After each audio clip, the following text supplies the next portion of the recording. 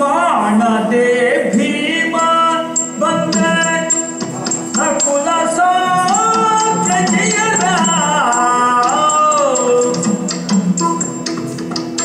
ಮಾಡದೆ ಭೀಮ ಬಂದ ನಕುಲ ಸಾಧ್ಯರ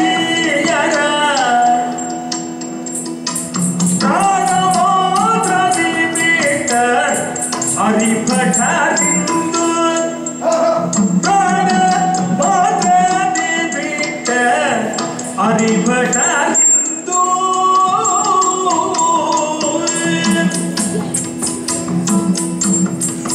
ತ್ರಾಣವುಳ್ಳ ವಿರಾಟ ಧ್ರುಪದ ಉಮ್ಮಹವಲ್ಲಿ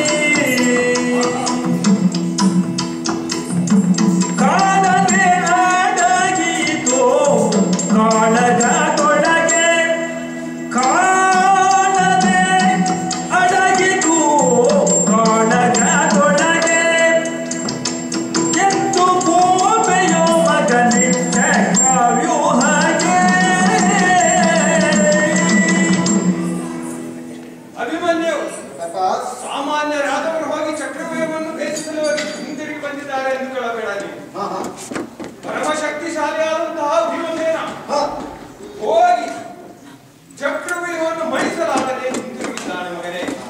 ಅದಷ್ಟೇ ಅಲ್ಲ, ನಕುಲ ಸಾತ್ವಿಕಿಯರು ತಮ್ಮ ಪ್ರಾಣವನ್ನು ಉಳಿದರೆ ಸಾಕೆಂದು ಹಿಂದಿರುಗಿದ್ದಾರೆ. ಮಹಾಶಕ್ತಿಶಾಲಿಯರಾದಂತಹ ವಿರಾಟ ಮಹಾರಾಜ ಮತ್ತು ಧ್ರುಪದ ಮಹಾರಾಜರು ಹೋಗಿ ಶಕ್ತಿಹೀನರಾಗಿ ಹಿಂತಿರುಗಿದ್ದಾರೆ ಮಗನೇ. ಹೀಗಿರುವಾಗ ಏನು ಮಾಡುವ ಮಗನೇ? ಭೀಮ, ನಕುಲ, ಸಹದೇವ, ವಿರಾಟ, ದ್ರುಪದರಾದಿಯಾಗಿ ಎಲ್ಲವರೂ ಮರಳಿ ಬಂದಿದ್ದಾರೆ. ಸಾಮಾನ್ಯರು ಎನ್ನುವುದಾಗಿ ನಾನು ಅವರನ್ನು ಗ್ರಹಿಸುತ್ತೇನೆ ಎನ್ನುವುದಾಗಿ ಭಾವಿಸಬೇಡ. ಆದರೆ ಅವರಿಗೂ ನನಗಿರುವಂತಹ ವ್ಯತ್ಯಾಸ ಒಂದೇ.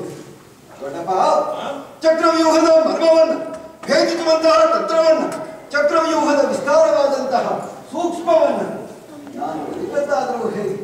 ನನ್ನ ಅಮ್ಮನ ಗರ್ಭದಲ್ಲಿರುವಾಗಲೇ ನನ್ನ ಮಾವನಾದಂತಹ ಶ್ರೀಕೃಷ್ಣನಿಂದ ಸಮಸ್ತವನ್ನು ಕೇಳಿ ತಿಳಿದುಕೊಂಡವ ಈ ಅಭಿಮನ್ಯು. ಬಲ್ಲಿಗೆ ಭೀಮ, ಭೀಷ್ಮರು, ಭೀಮ, ವಿರಾಟ, ದ್ರುಪದರಾದಿಯಾಗಿ ಅವರೆಲ್ಲರಿಗಿಂತಲೂ ಕೂಡ ನಾನು ಸಮರ್ಥ ಎನ್ನುವುದಾಗಿ ನನ್ನ ಭಾವನೆ.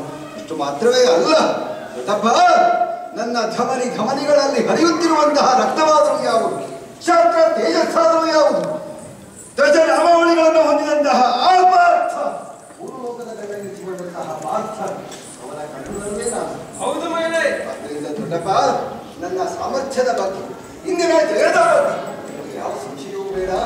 ಒಡಿಯಪ್ಪಣೆ ಮಗನೇ. ದೊಡ್ಡಪ್ಪ, ನೀನು ಹೇಳುವುದರಲ್ಲೂ ಒಂದು ಅರ್ಥ ಇದೆ. ಶ್ರೀಕೃಷ್ಣ ಪರಮಾತ್ಮನಿಂದ ಚಕ್ರವ್ಯೂಹದ ಸೂಕ್ಷ್ಮವನ್ನು ತಿಳಿದುಕೊಂಡಂತವನು ಶಿಕ್ಷಿತನಾದವ ಈ ಅಭಿಮನ್ಯು. ಆಗಿರುವಾಗ ಇಂದಿನ ದಿನದಲ್ಲಿ ನಮ್ಮ ಪಾಂಡವ ಪಡೆಗೆ ನಿನ್ನಿಂದಲೇ ಜಯ ಯಾಕಾಗಬಾರದು? ಖಂಡಿತ ಖಂಡಿತ. ಹೀಗಿರುವಾಗ ಮಗನೇ, ಈಗ ಗುರುವೀರ್ಯವನ್ನು ಕೊಡ್ತಾ ಇದ್ದೇನೆ, ಜಯಶೀಲನಾಗಿ ಬಾ ಮಗನೇ. ಹಾಗೆಯೇ ಆಗಲಿ ದೊಡ್ಡಪ್ಪ. ದೊಡ್ಡಪ್ಪನಿಂದ ಅಪ್ಪಣೆಯನ್ನು ಪಡೆದುಕೊಂಡಂತಹ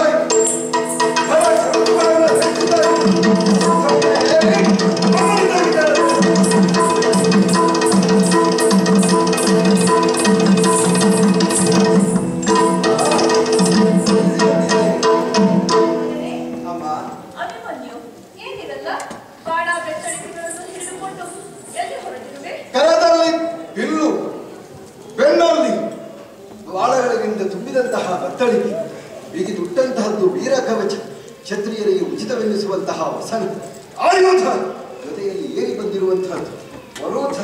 ಅದುವೇ ಯಾಕೆ ಅಮ್ಮ ಕೇಳಬೇಕು?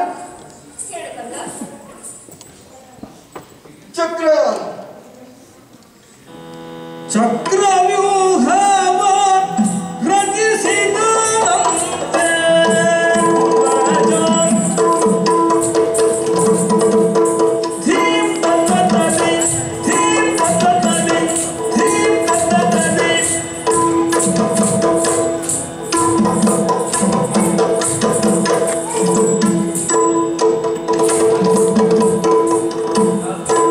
ಚಕ್ರವ್ಯೂಹವ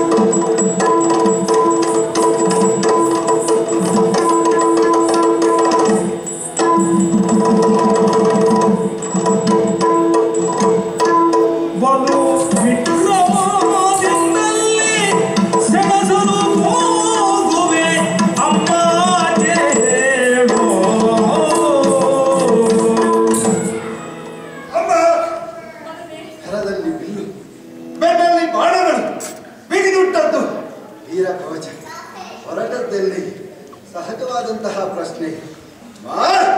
ನನ್ನ ಜೀವನದಲ್ಲಿ ಧನ್ಯವೆನಿಸುವಂತಹ ಕ್ಷಣ, ನನ್ನ ಜೀವನವೇ ಸಾರ್ಥಕವಾಗುವಂತಹ ಬಂದೊಂದಿದೆಯಮ್ಮ.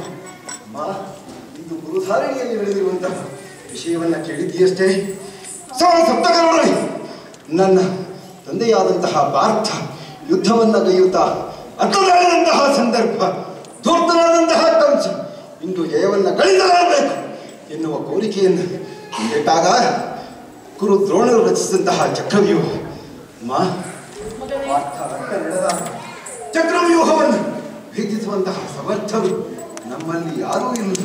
ನನ್ನ ದೊಡ್ಡಪ್ಪ ತಿಳಿದದ್ದು ಹಾಗೆ ಮರುಹಿಕೊಂಡಿದ್ದೇನೆ. ನಾನು ಅಭಿಮನ್ಯು, ವೀರಕುಮಾರ ಅಭಿಮನ್ಯು, ಸುಭದ್ರಾ ಸುತ ಅಭಿಮನ್ಯು. ಹೌದು, ತೆರಳುತ್ತೇನೆ. ಚಕ್ರವ್ಯೂಹವನ್ನ ಮುರಿದು ವಿಜಯಶ್ರೀಯನ್ನು ನುಡಿಗೆ ಕಾಲದ ಕೈ ಹಾಕಿ ತರನೆ ಎಳೆದು ಪಾಂಡವರ ಕಾಲಬುಡದಲ್ಲಿ ಹಾಕುವಂತಹ ಚಂದ್ರವನ್ನು ನೋಡುತ್ತೀನಿ. ಆಶೀರ್ವಾದ ಮಾಡಲು ಮಗನೇ, ನಿನಗೆ ಯಾಕೆ ಇಂಥ ಬುದ್ಧಿ ಬಂತು ಮಗನೇ? ಏತಕ್ಕಿಂತ ಬುದ್ಧಿ ಬಂತು,